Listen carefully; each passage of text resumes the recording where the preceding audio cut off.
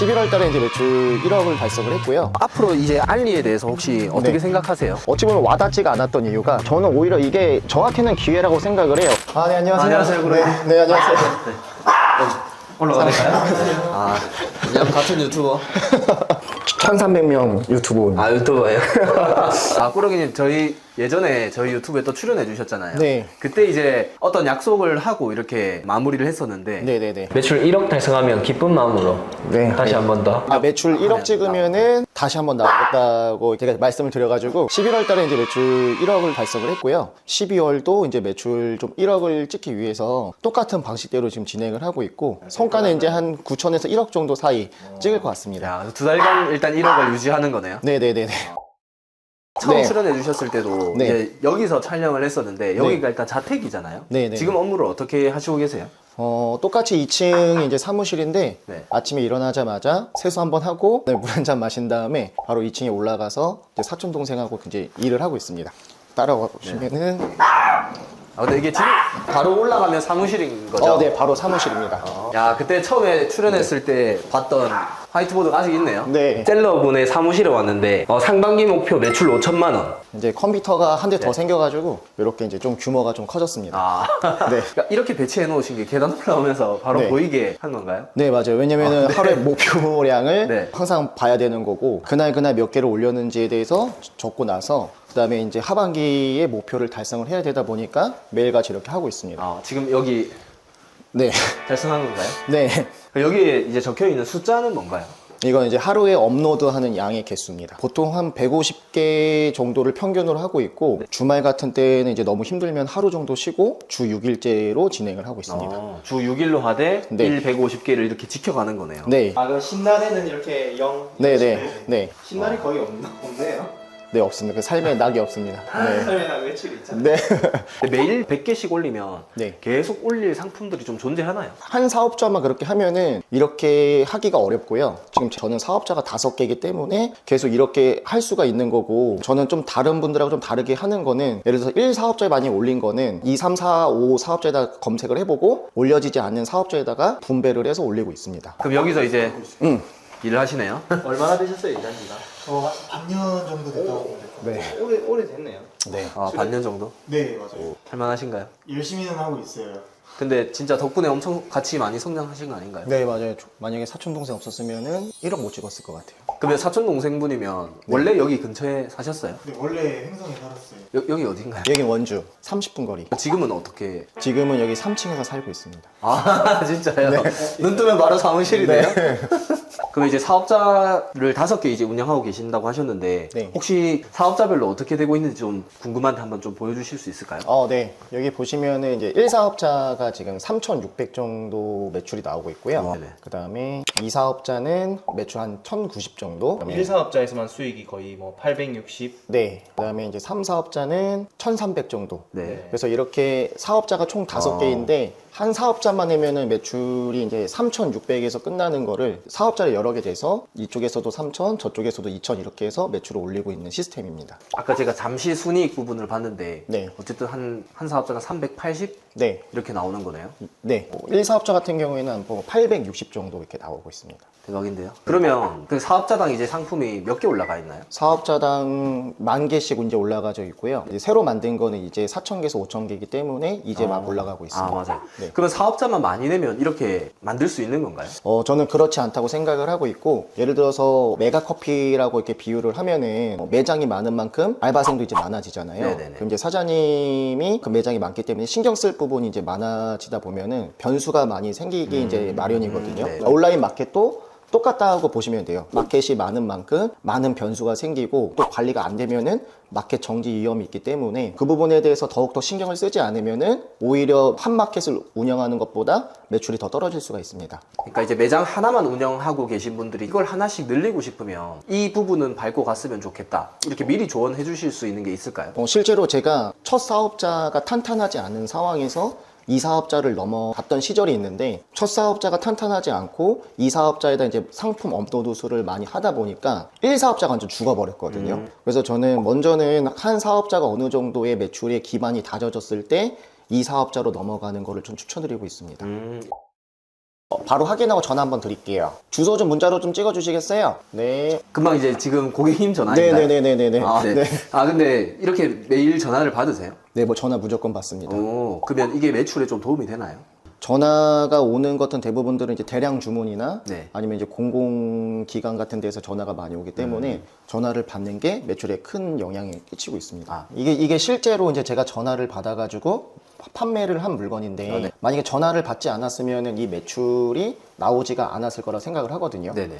공장을 운영하시는 분이신데 저희가 원래는 이거 말고 다른 옵션을 올려놓고 있었었는데 이걸 이제 구매하시려는 분이 다른 옵션이 필요하다라고 해서 그럼 저희가 해외에 있는 공장에다 문의를 하고 그게 있으면 도움을 드리겠다라고 이렇게 안내를 한 후에 그 고객님이 원하시는 물건을 옵션을 만들어서 이렇게 지금 판매를 한 데이터거든요. 네네. 네, 그래서 아, 전화로 해서 찾아주신 거냐고요? 네네네네. 이런 게 이제 한 달에 꽤 많죠? 이런 게 한 달에 못해도 한 20건 뭐 아니면 적게는 10건 정도 있습니다. 거의 그래도 1,000, 2,000 정도가 네네. BCS로만 매출이 네네. 발생하는 거네요. 네.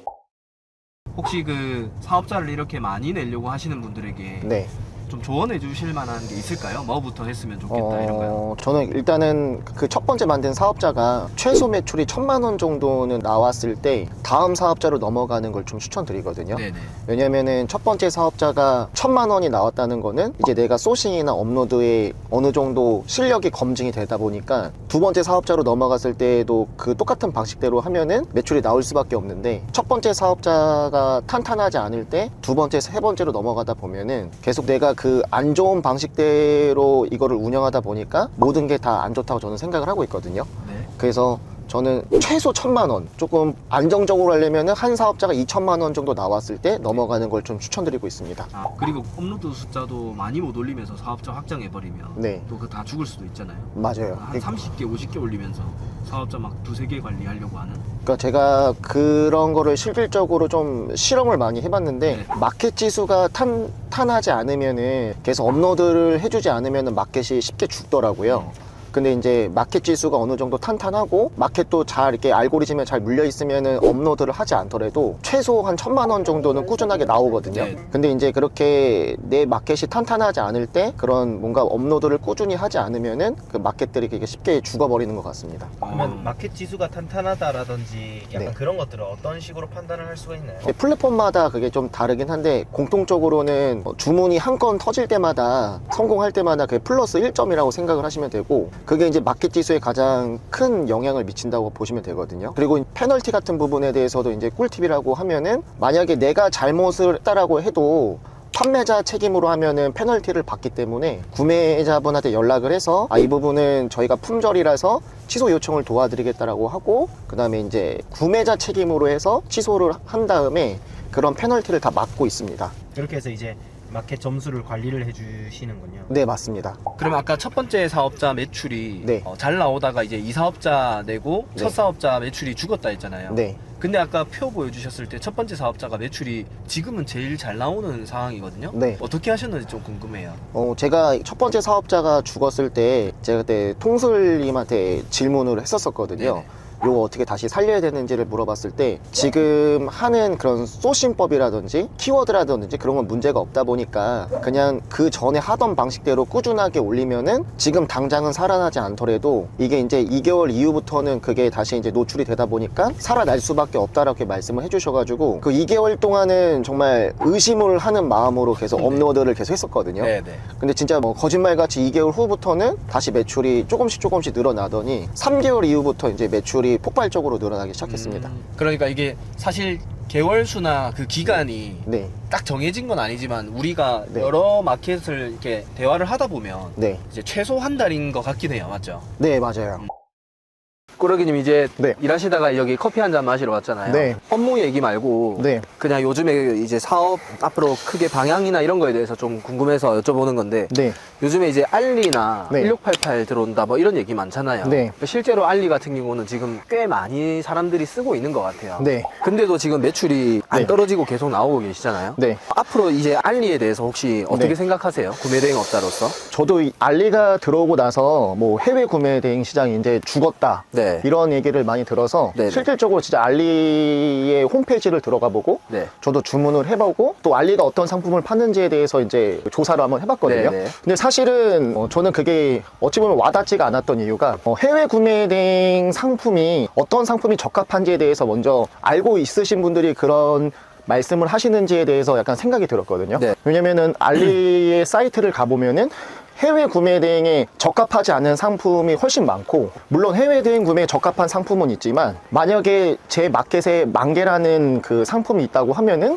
거기서 한 500개 정도에서 진짜 많게는 1000개밖에 겹치지가 않거든요. 네. 그러니까 해외 구매 대행 상품에 적합한 게 어떤 건지에 대해서 정확히 알아야 되는데, 알리익스프레스 같은 경우에는 이제 대부분 쿠팡에서 팔고 있는 거거나 아니면 주변에서 쉽게 찾아볼 수 있는 것들, 그리고 작은 물건들이 대부분인 물건들이 네. 많이 팔고 있기 때문에 지금 제가 잘 많이 팔고 있는 거하고 전혀 겹치지 않는 것들이 꽤 많습니다.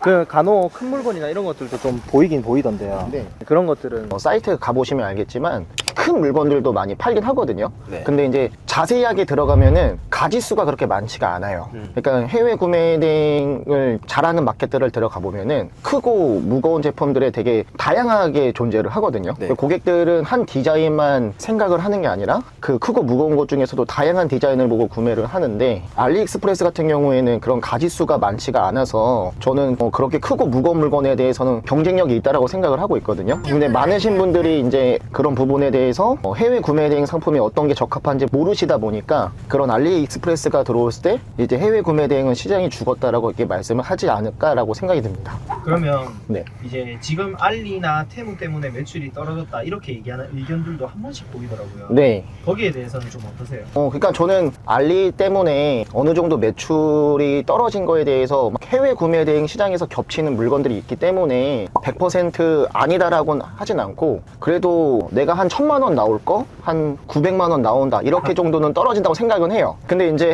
그게 막 50%, 60%, 뭐 많게는 80% 이렇게 매출이 떨어진다고 생각은 하진 않거든요. 왜냐하면은 제가 계속 앞에서도 이야기한 거지만 알리에서 파는 물건과 해외 구매 대행에 적합한 상품이 너무나도 큰 차이가 있기 때문에, 그래서 저 같은 경우에는 알리 테무가 이제 들어온다고 하니까 사전에 이제 막 시작하시려는 분들이나 아니면 구매 대행에서 성과를 내지 못하시는 분들이 이제 많이들 이 사업을 그만두시더라고요. 네네, 그렇죠. 그래서 저는 오히려 이게 저한테는 기회라고 생각을 해요. 왜냐면은 사실 현직에서 일하는 사람들은 알리 테무가 아무런 영향을 받지가 않는데, 오히려 나의 경쟁 상대가 더 많이 사라지다 보니까 나한테는 오히려 그게 기회이지 않을까라고 저는 생각을 하고 있습니다.